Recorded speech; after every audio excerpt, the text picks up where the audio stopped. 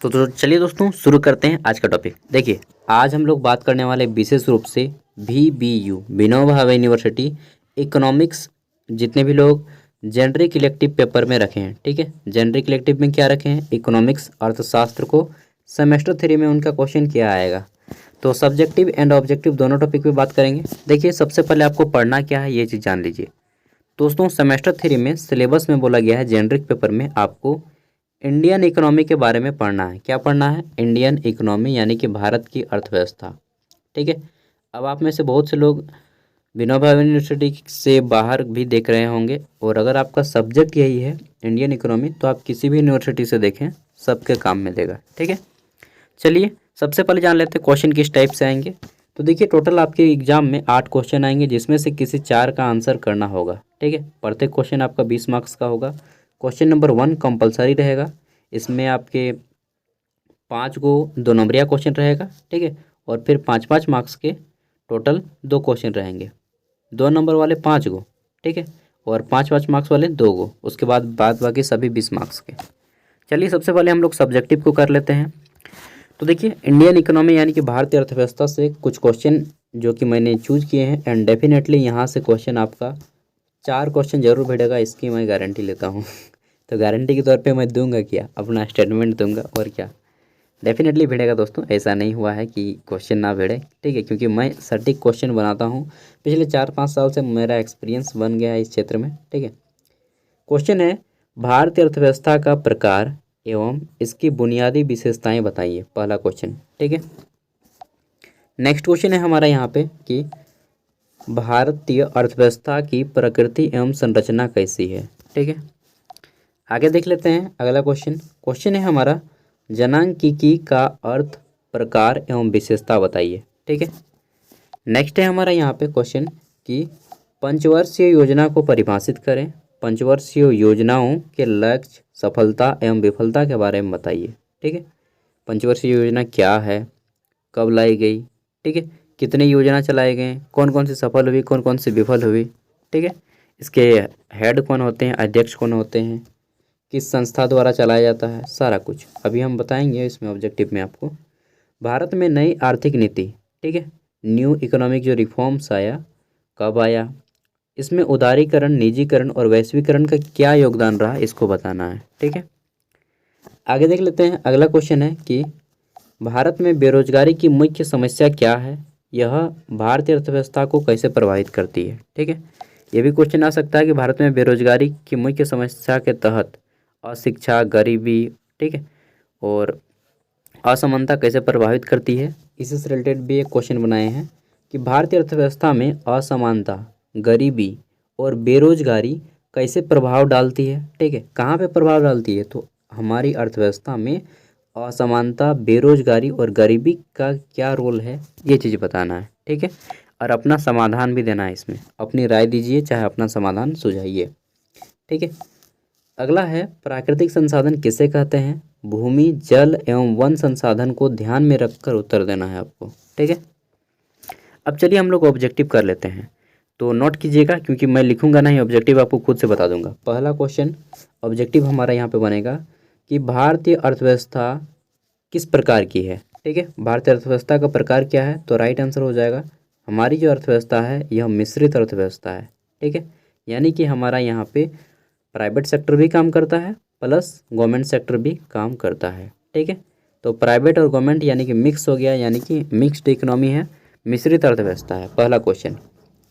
आगे देख लेते हैं, तो हमारा दूसरा क्वेश्चन बनेगा, भारतीय अर्थव्यवस्था की बुनियादी संरचना हो गई, प्राकृतिक संसाधन। हाँ, क्वेश्चन आ सकता है कि भूमि, जल, ये किस प्रकार के संसाधन है, चाहे भूमि, जल और वन किस प्रकार के संसाधन है। तो ये दोस्तों, एक होता है नवीकरणीय और एक होता है गैर नवीकरणीय, ठीक है।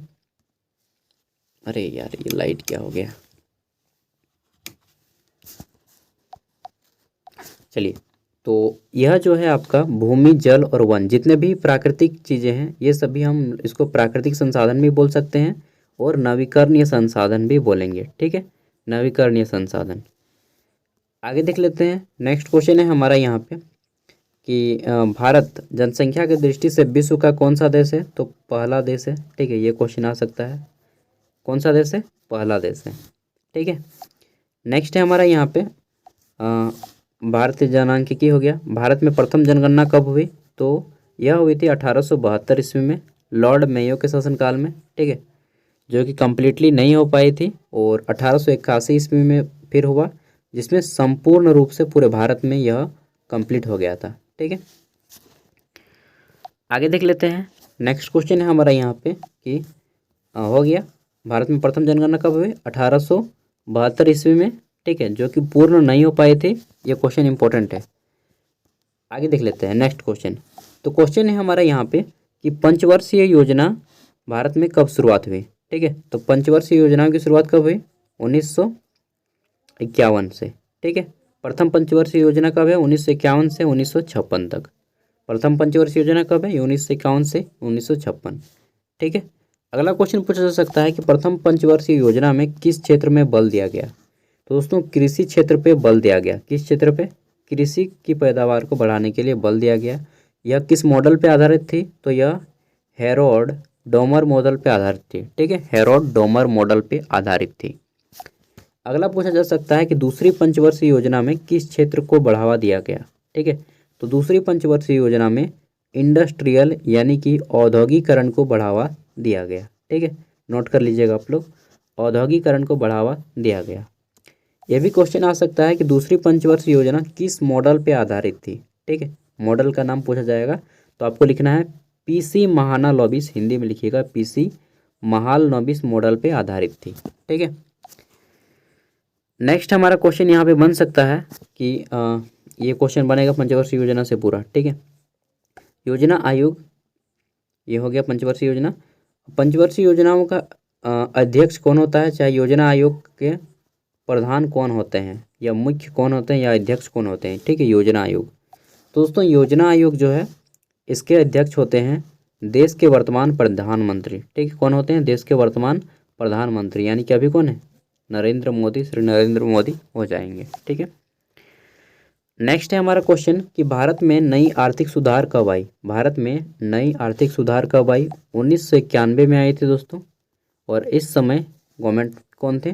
तो मनमोहन सिंह, श्री मनमोहन सिंह जी।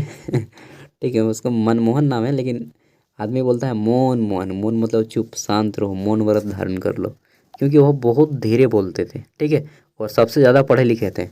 प्रधानमंत्री अभी तक जितने बने हैं सबसे ज़्यादा पढ़े लिखे थे, इकोनॉमिक्स थे।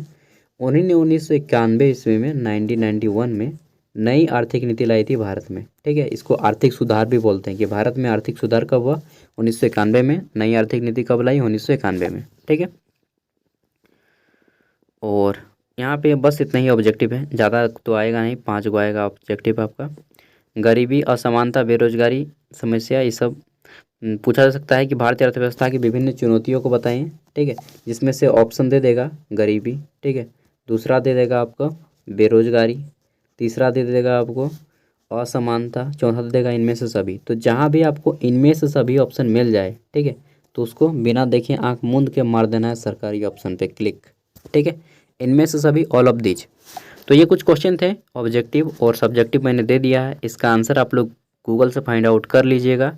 दोस्तों मैं वाकई बताता हूँ, क्वेश्चन जो भी मैं देता हूँ ना चुन चुन के, आप अगर आप इसको करके गए होंगे तो मालूम पड़ गया होगा कि आपके क्वेश्चन डेफिनेटली मैच करते हैं। ठीक है, और एग्ज़ाम से पहले अगर समय हो सके तो सभी पे 50-50 वर्ड कर लें, और नहीं तो पढ़ लें। कम से कम जितने भी क्वेश्चन दिए हैं सबका आंसर पढ़ लीजिए। गूगल से पढ़िए, चाहे आप अपना बुक से पढ़िए, जहाँ से पढ़ना है। ठीक है, थैंक यू, बाय, मिलते हैं अगली वीडियो में। और मैच करे तो सेमेस्टर 4 का देख लीजिएगा। ठीक है, और नहीं मैच करे ना तो हमारे वीडियो मत देखिएगा यार। ठीक है, मतलब ख़राब लगता है, लेकिन क्या कहूँ, मैच करेगा। Thank you, bye. इतना टाइम आप देते हैं तो आपको भी कुछ बेनिफिट होना चाहिए।